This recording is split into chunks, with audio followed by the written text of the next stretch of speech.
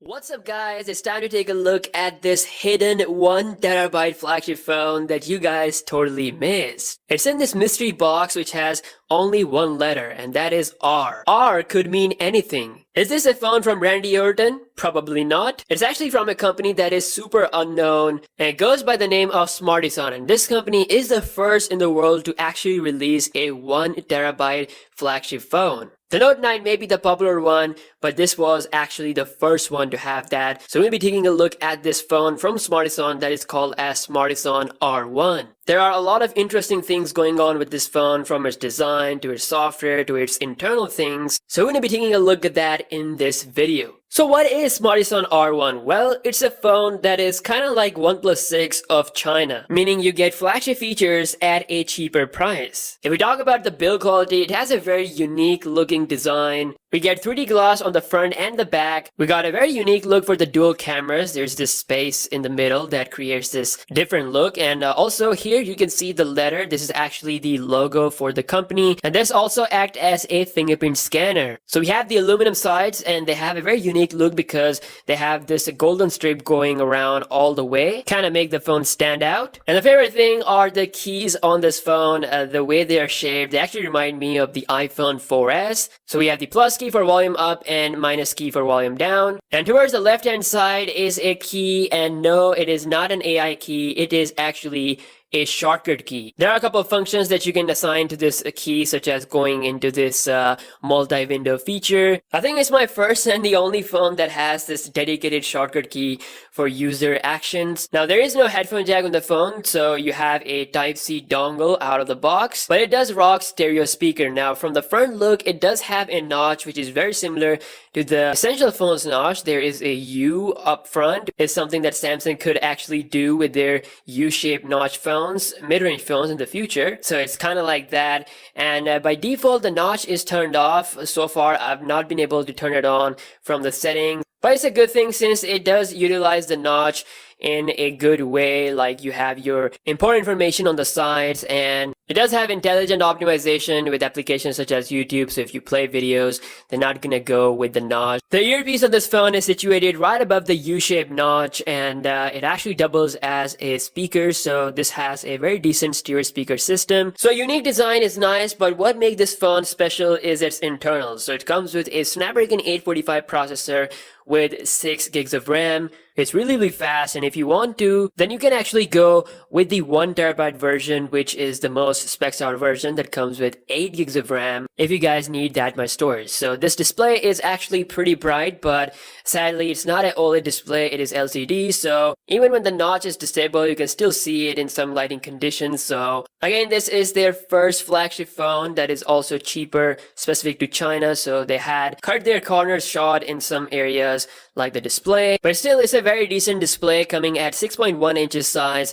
with a 1080p HD resolution. Now software wise, it came with its own launcher called as Smartisan Launcher, and I wasn't a big fan of it, so I changed it to Nova Launcher. But other than the launcher, the software features are actually really interesting. So first up is the navigation gesture system. So this is very similar to what Samsung is doing with its One UI. So you have same navbar keys functions, but you just have to swipe instead of tapping on them. And I like it a lot because it works very smoothly. The multitasking tray is different from anything I've ever seen. So it has this control center as well as the apps that are opened in the background showing at the same time. So you can open up your recent applications or close them by clicking on this cross key, which kind of reminds me of the old days of iOS. And then you also get a full control of your settings such as Wi-Fi, Bluetooth, loads of options to play with. My favorite one here is the ability to do fake calls. So this actually sets a timer. You can see it says calling after 1 minute. So after 1 minute,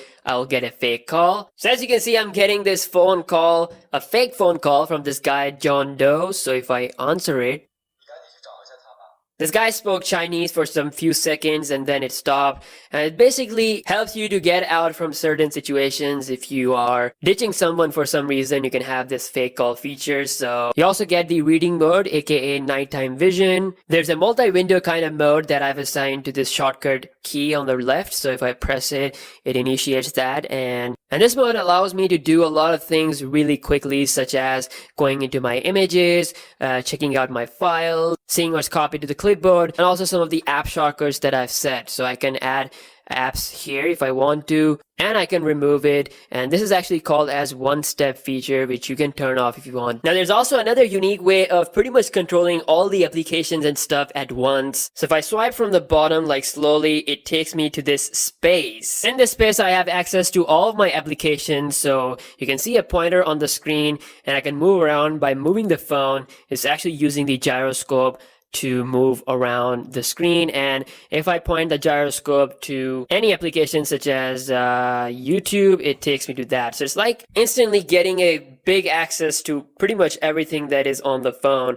like the apps and your recent switch. It's definitely a unique software feature of this phone that I've never seen before on any phone. Now other than that, this phone is rocking Android 8.1 Oreo. Now what about those eyes, those cameras on the back? So we have 12 megapixel Sony IMX363 sensor with f1.8 aperture, and the front camera is coming at a 20 megapixel with f1.7 aperture. So this phone can take pretty good photos in daytime, but I actually checked it out in the nighttime and in low light situations. So it actually did really good. Like, it's a solid B+ camera. The AI integration is pretty good. It can detect scenes pretty good. So I was taking photos outdoor in night situations and it kept the sharpness and everything pretty good. I can't say the same for the front camera. It suffered from a lot of noise, but it did took some good photos in indoor situations. Overall, it is a decent camera for this phone. It comes with a 3600 mAh battery, and combined with a 1080p display, I was able to get a really good battery time out of this phone. Almost 1 day on average, and it has Quick Charge 4.0.